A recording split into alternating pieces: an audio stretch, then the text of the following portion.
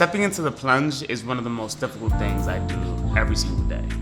It is daunting to get into 41-degree water. Your body doesn't want to do it. Your mind is trying to tell you, don't do it, right? Like it's trying to like keep you in that comfort zone every single day. But that's exactly why I do it. If I can understand and get uncomfortable every 5 minutes of my day doing something like this, imagine if I put myself in uncomfortable positions and I can overcome those just as much as I can overcome these.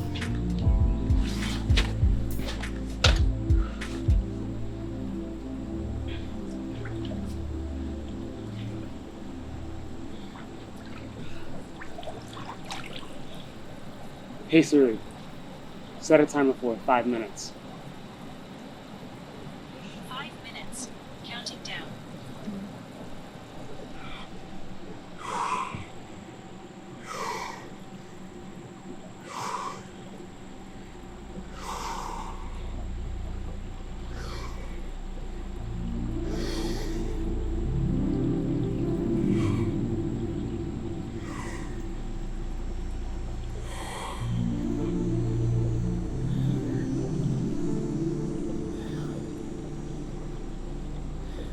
What's going on in your mind right now? Trying to find my breath. Trying to stay in the present moment. The body right now is in full shock. So I'm trying to stay with it, trying to understand the pain. Understanding that life is pain. And letting go of it. And just being one with it.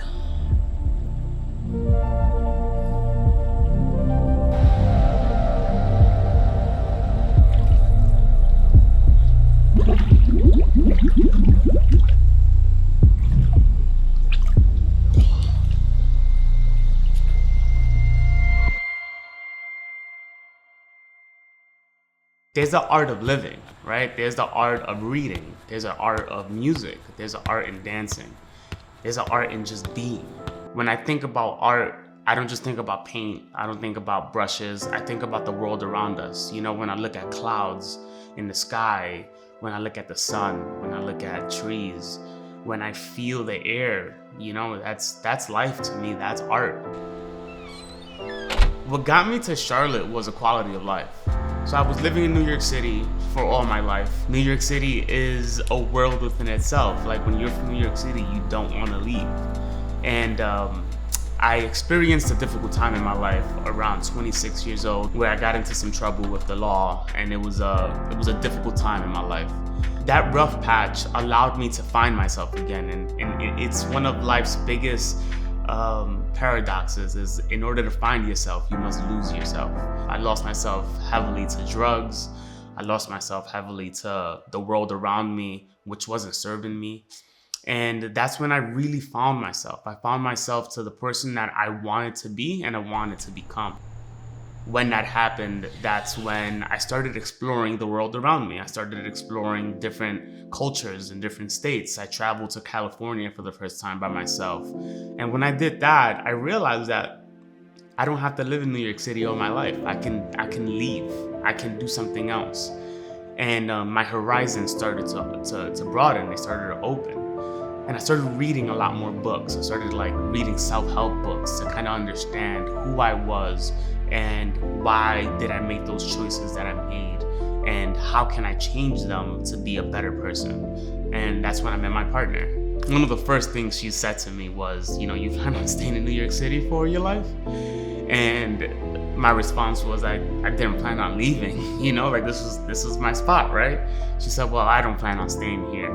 It worked out with us, and we started to learn about each other, and we wanted to take our relationships to the next level. And 2 years later, we decided to move to Charlotte for a quality of life. When it comes to working on my shed, it really depends on how many colors I'm using, what type of paint I'm using, and the materials that are needed.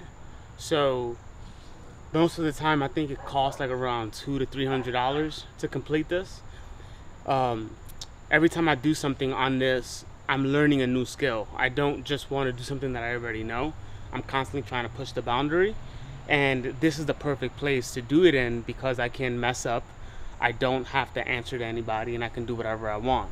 So I'm always trying to find what I can't do and then see how I can figure it out in my own house. So you never know what is good or bad in your life. It just is. And I spoke a little bit about what happened to me in my past with getting in trouble with the law. And it was one of the most difficult moments of my life. And, at that moment, a friend told me, said, when you feel like you're in rock bottom, there's only one way to go, and it's up. And when he told me that, my whole perspective on life changed. And that's when my partner came into my life. And when she came into my life, things changed. And she kind of weathered that storm, you know what I mean? To like sit through those hard times and to like kind of like be there for me. It was something that I never really had, anyone to be there for me at that time. So to have her in my presence, to have her act to call my partner is something that I will always cherish, always in my life. I read something that kind of changed everything for me, was that if you want to practice unconditional love, care for a plant. When I read that, I went crazy and I bought all these plants and I did my landscaping.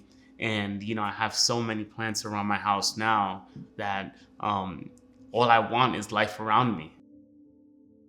When I first got ESCO, I was in a lonely place in my life.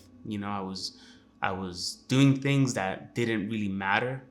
I was doing things that I was trying to distract myself with. But when he came into my life, my whole perspective on caring for another animal or caring for another living thing kind of changed my unconditional love. It was, I developed a sense of responsibility that only people who have kids can understand.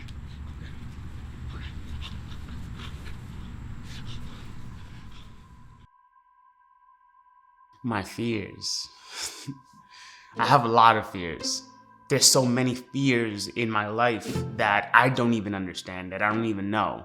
But the minute I understand it and I become aware of one of them, I look at it right in the eye and I just go after it, because I realized that every time I faced my fear, I have developed in ways that I never imagined.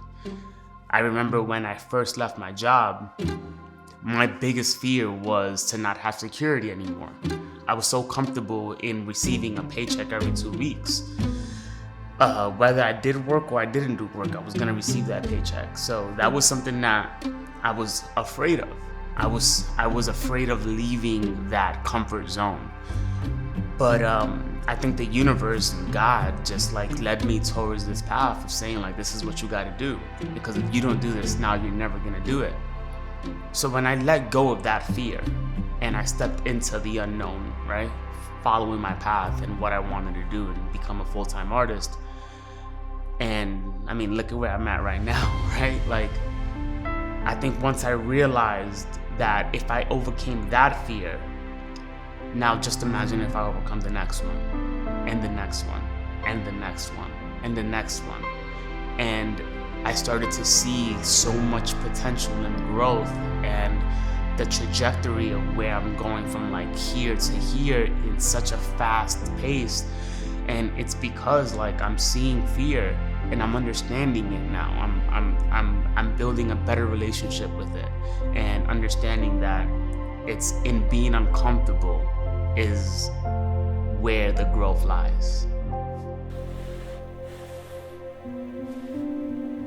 I went through a rough patch in my life where I thought I was losing my mind. I didn't understand what was happening, and the only thing that I came to realize was that I wasn't myself, and I realized that I was dealing with depression, anxiety, and things that I didn't really know how to handle on my own. So I sought help, and I got help from a therapist. and they helped me understand myself a little better and the things that were happening in my life. And one approach that I took to really help me to get to where I want to be and to get to where I'm at right now is meditation. Meditation is not a quick fix, nor is it something that you're just gonna get something out of it in a month, 2 months, 3 months. It's a lifelong journey. And me understanding that, it has allowed me to meditate every single day ever since those times.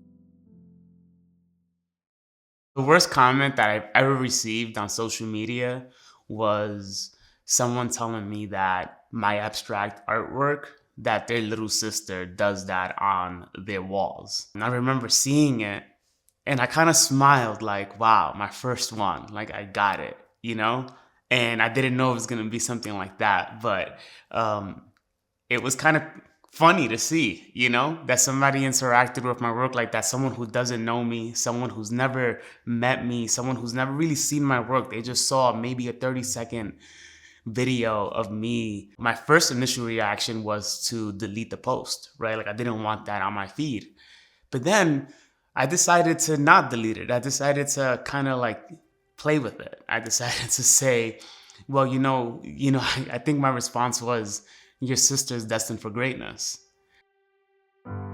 No one ever told me that I can be a full-time artist. What I thought in my mind was that people did art as a hobby. People did art on the side. And the successful artists, those are just one of the few that got lucky, right? Like that made it because they knew someone. But I think it's just a mentality that, and I guess a belief that we believe throughout our lives, that I guess I won't be that person because of what, right? Like because somebody told you can't be that person, because somebody tell you that that's it, like if you are an artist, you will always be a starving artist. And I think once I got rid of that belief, once I started believing that I can be successful, that I can be an artist that is wealthy, an artist that touches the world, an artist that reaches the world in different places, me being one of those artists, I started to change everything about my life, right? It's just a belief that you set in your mind, and the minute you let go of that belief and you start to tell yourself that you are worthy, that you do bring value to the table, that you can be a successful artist, your life changes immediately. I started off selling my things for $60 where I wasn't really making any money. I was almost losing money with time, with materials and stuff. And now where I'm making around $15,000 in, 5-figure months, which is, something that I never really imagined me doing, but here I am doing it. And, the thing is that I'm not done. I'm still aiming to go higher. And money is not the motivation, right? Like money is a byproduct to the energy that I'm pushing out. But damn, it doesn't feel good. One of my greatest accomplishments that I just recently did was a mural for a penthouse in Plaza Midwood. It was an illusional mural, and it's a mural and a design that I've never done before. I never knew how to do a mural where it would look like they're working with perspectives. I didn't even know I was capable of doing something like that. The reason why I did this is because I built a relationship with the business owner. And while I built that relationship with him, we actually been playing basketball together for about 1.5 years. And I had no idea that he was the owner of this property, this business, and other businesses in Charlotte. And when I found out, I reached out to him and was like, yo, like, I would love to work with you and kind of like do something for your businesses. And he was down. Like once he saw my work, he was like, yeah, absolutely, let's figure something out. And he always wanted an illusional mural like this, something that his clients can interact with. I mean, not clients, but like customers could interact with. Things that it will be like a staple in Charlotte. He wanted to be like the only person in Charlotte to have it and to be one of the first to have it. So he asked me if I could do something like this, and I had no idea that I could do it until through a lot of trial and error, a lot of like research, trying to figure it out. And once I had the courage or like built the confidence to do it, I was like, yo, I got this, I could do it.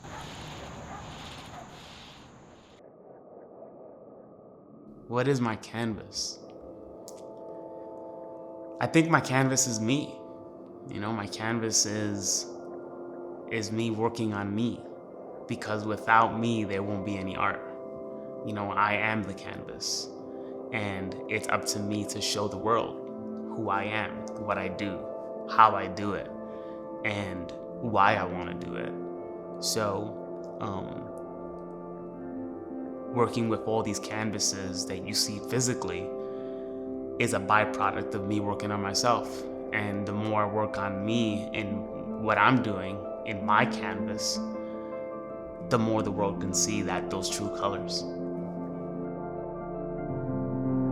What a brushstrokes means to me is clarity. You know, when I'm doing that, when I'm painting, when I'm drawing, when I'm creating, my mind is free. My mind is empty. Time doesn't exist anymore. Space doesn't exist. Physical materials, whatever it may be, it just doesn't exist anymore. It's just me and the task at hand. And, you know, I'm not thinking anymore. It's just doing. And it's a beautiful thing, because, you know, it's I get to find my ikigai, right? Like I find my happiness through my paintings. And when I find that zen, that I can really dive into those things and just do it over and over and over again, I think that's, you know, why it attracts me so much, is because I get to do what I love. And when I'm doing what I love, I'm free from expectations, I'm free from judgments, I'm free from the material things around my world, I'm free from anybody that's coming in and causing distractions. So what it means to me, what brushstrokes means to me is nature, it's life, it's love, it's happiness, it's clarity. My biggest source of inspiration is Vasily Kandinsky. I love his work. I love it so much. There's so much play within his work, and there's also a balance of like it being a little rigid, you know, and very straight and straightforward. What I love about his work is that it's the curvature and how he used shapes and different styles, kind of like, you know, merging together to kind of like express music and express rhythm through his work. It's beautiful, you know, like it's like if you ever take a look at Vasily Kandinsky's work, it like your eye just goes around the painting. It's like it dances around his paintings, and it seems like there's like a world within each one. And when I think about my work and I think about what I'm doing, I think about him more than ever, because, you know, music plays a big part in my life, in my art. And for me to use the music that I'm listening to at the time to create these works of art, I think about him more than ever. And you know, it's funny because I didn't know how much his work actually meant to me until college. Growing up, my dad in New York City actually bought a print of Vasily Kandinsky. And my dad didn't know it was a print for Vasily Kandinsky. He had no idea. He just loved the art piece. And I remember seeing it every single day. And it was a beautiful thing to have, you know, a work of art that was so beautiful from a painter that I had no idea that was inspiring me. So what does the next level of your art look like? What does the next level of my art look like? That's a hard question to answer because I don't know. I don't know where I'm going.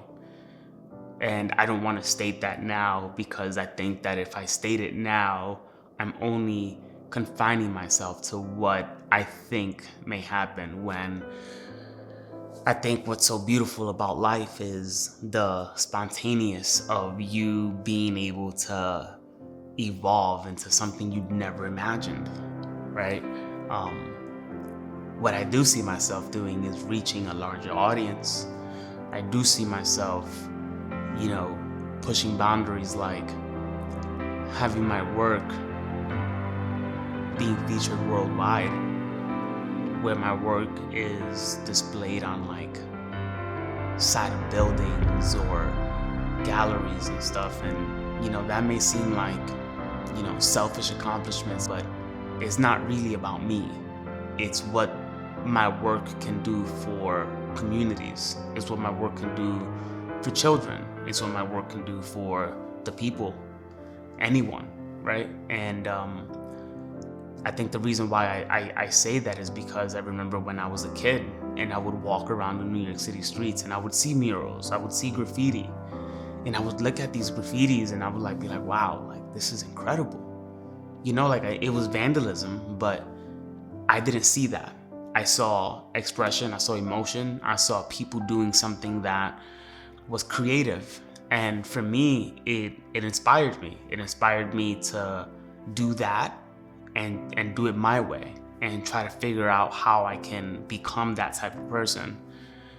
And if it inspired me to be where I'm at right now, imagine what my art can do for communities, can do to schools, can do to people in every day. And whether or not they know it or not, I think that art impacts people in ways that they just don't understand.